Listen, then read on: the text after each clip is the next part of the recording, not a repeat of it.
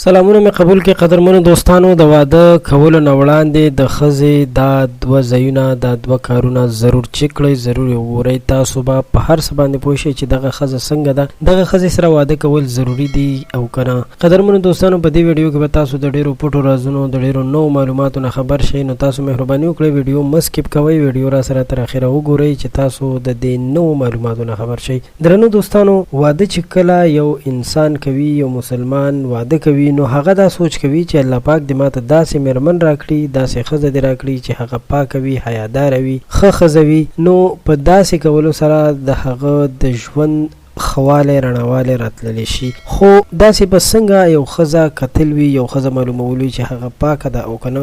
ما تاسو ته وویل چې د واده نه وړاندې د ښځې دوه څیزان کتل ډېر زیات ضروري دي. لومړی د هغې د کورنۍ معلومات کول ضروري دي چې آیا دغه خلک څنګه دي، دوی حیادار دي یا بې حیا دي. که هغوی حیادار وي نو پکار ده چې دغه خلکو سره رشته وشي. دا یو اپشن دی او د دې نه پس دویم اپشن چې ډېر ضروري دی هغه دا دی چې د هغې نه پس د ښځې د کریکټر بالا کې معلومات وشي، د هغې د ژوند په باره کې د چا معلومات وکړي شي چې دغه جنۍ څنګه ده، د دې کریکټر څنګه دی، د دې اخلاق څنګه دي، دا په کور کې څنګه چال چلن کوي.